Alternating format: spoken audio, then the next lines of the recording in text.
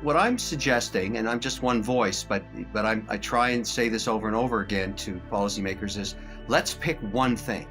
I mean, the crypto universe is so broad, it's so huge, there's so many different things going on at the same time. Let's bring policy on one thing and get that done. And what I'd like that to be is stable coins, because as a payment system right now, it would be very, very productive to bring forward some policy on stable coins and let the market compete.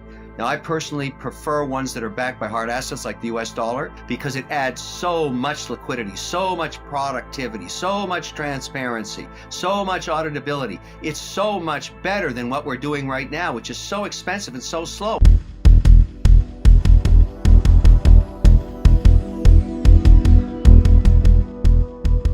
Kevin O'Leary shares his latest cryptocurrency investment strategy in the wake of volatility affecting most market asset classes. In this interview, O'Leary shares the general rules of the portfolio theory when allocating capital for cryptocurrency investments. O'Leary has been implementing this strategy now for 36 months. He started at 2.5%, then went to 7%, and now past 15%. The portfolio theory states that a person shouldn't invest more than 20% in any one sector within the sector, no more than 5% in any one stock or bond, having sectors in the S&P 500. This is an ideal diversification strategy, followed by 99% of sovereign wealth funds. O'Leary believes that crypto will be the 12th sector in the economy in the next 10 years. To help weather the storms when markets are unstable, O'Leary suggests to diversify your portfolio into different sections of crypto, like Bitcoin, Ethereum, and his favorite, Saylor. What I'm suggesting, and I'm just one voice, but I try and say this over and over again to policymakers, is let's pick one thing. I mean, the crypto universe is so broad, it's so huge, there's so many different things going on at the same time. Let's bring policy on one thing and get that done. And what I'd like that to be is stable coins, because as a payment system right now, it would be very, very productive to bring forward some policy on stable coins and let the market compete. Now, I personally prefer ones that are backed by hard assets like the US dollar, but there's many ideas out there. Some work, some don't. Obviously, what happened with Luna was a bad outcome, but that's okay. This is a nascent industry, and we're trying different ideas, but the need for an international payment system is so huge and such a huge opportunity to save costs, to provide transparency, auditability, liquidity, speed, all of those things.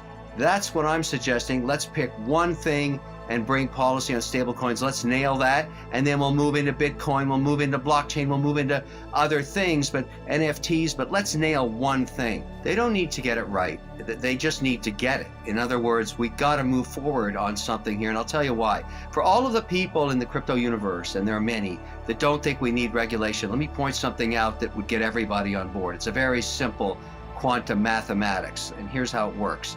The majority of invested capital on Earth is held by sovereign and pension plans, about 90+% of it. They own zero crypto, nothing. And so for all the excitement about Bitcoin, 800 billion, that is absolutely a giant nothing burger. It is totally irrelevant. It's not held by any institutions that matter.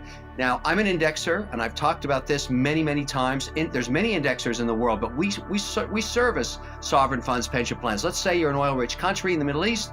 You're making 250 million cash a day, US dollars, in oil revenues. You don't want to reinvest in oil. You want to invest in every other sector. So they'll go to an indexer like me and say, index the S&P 500, less energy, less airlines. That's the kind of index we do. And so we see these fund flows, trillions of dollars of fund flows every year just going through the system. Indexers see that every 24 hours. And I always ask these institutions and these sovereign funds, what allocation would you put into Bitcoin? Just one. Bitcoin, which is the granddaddy digital asset, everybody knows that. What would you allocate if you could? And they said, well, we can't because our compliance department won't allow it, because the SEC hasn't ruled on it yet, and Larry Fink doesn't like it, and he's our biggest money manager, and all those other reasons, but they would allocate 50 to 100 basis points. Now, when you're running $1 trillion mandate or an $800 billion mandate, which is some of the size of these funds, that's a ton of money. And that's a huge amount of demand that would come into the market. And as Bitcoin prices went past that 1% allocation, let's say, they'd sell it back down to 1%. But just importantly, if it dropped below 1%, they'd buy it back up. So there'd be an eternal bid forever. The volatility would drop dramatically. There'd be price appreciation in Bitcoin. It would be good for everybody involved in crypto. But we can't do it without policy. And so everybody should just get off this let's be rogue, let's be crypto cowboys. Forget all that crap. It's time to get this real and get a tremendous amount of capital going into crypto because it's policy and it gets regulated and it's good for everybody. Because the largest economy on earth is financial services. I think crypto will be the 12th sector of the economy within 10 years because it adds so much liquidity, so much productivity, so much transparency, so much auditability. It's so much better than what we're doing right now, which is so expensive and so slow. If I want to transfer capital over to Zurich to buy Nestle stock in Swiss francs, it takes me days. And it costs me a fortune, and it's incredibly inefficient. I could do it in 2 seconds with a stable coin, and I can't yet because we don't have policy on both sides of the ocean that let me do that, but it's coming one day. And I think crypto and blockchain and the services and financial transactions, microtransactions, all of it are going to lend itself to this blockchain auditability, transparency, the ledger system. It all makes sense to me, and I think regulators are starting to figure that out.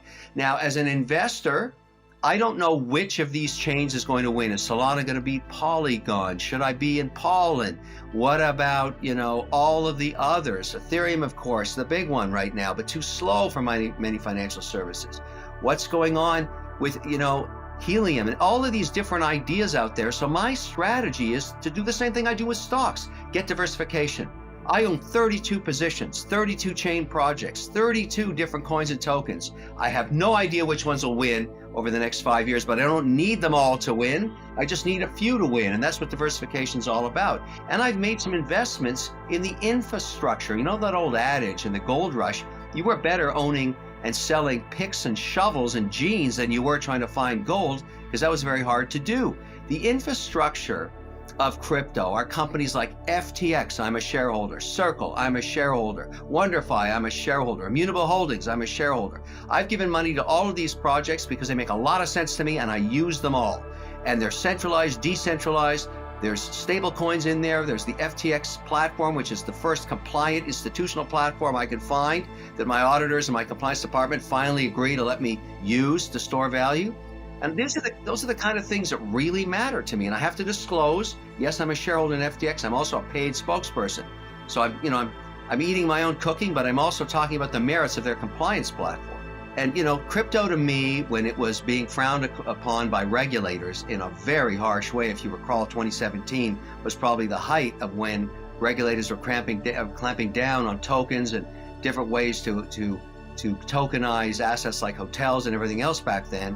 And as a result, I'm so involved in the traditional financial services market where I'm highly regulated and I have to report almost monthly to both my internal auditors, compliance department, and external regulators all around the world, that's the world I'm used to. And I saw no relief coming from regulators. And then what turned me around, what changed me completely, was when the Canadians, the OSC, granted the very first crypto exchange license attached to a dealer broker. A compliant platform. It wasn't rogue anymore. They told Canadian citizens you can transfer your cash out of your bank into this centralized wallet and you can trade Ethereum, Bitcoin, and slowly more and more coins were added. Then they announced in Canada the very first Bitcoin ETF. Then they announced the very first ETF that was for Ethereum. They were moving forward with policy that was regulated.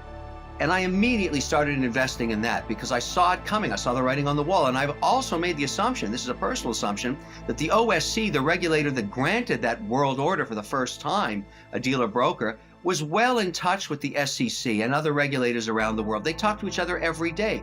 Maybe Canada was being used as a petri dish or an experiment to try it. And it's been wildly successful. That's when I got involved in WonderFi. I became a shareholder there. WonderFi bought BitBuy, which was the first regulated exchange. And now that company has 800,000 registered compliant crypto accounts. It's the model for the rest of the world. So I got on a plane, I went to United Arab Emirates, Switzerland, England, South America, and I started showing these different regulators, look what the Canadians are doing. Can we do the same thing here? And that's exactly how I'm spending my time now, trying to open up these new markets with the policies that have been put in place, tested, and proven to work in Canada. There's a direct correlation between market capitalization and telling the company's story. Everybody knows I have millions of followers, millions of investors, and I like to talk about the cooking I eat. I mean, I don't invest in projects that I don't use. I don't care whether it's a product or it's a crypto product or whatever. You don't see me in a lot of these very speculative tokens because I don't use them. I'm looking for value there. I'm intrigued by the NFT market in authentication of physical assets around the watch industry. That's a space I'm very involved in. That's a private investment, along with other giant collectors and watchmakers and horological societies. But that's just my personal interest. So it's the things that I really want to dig into, that I invest in.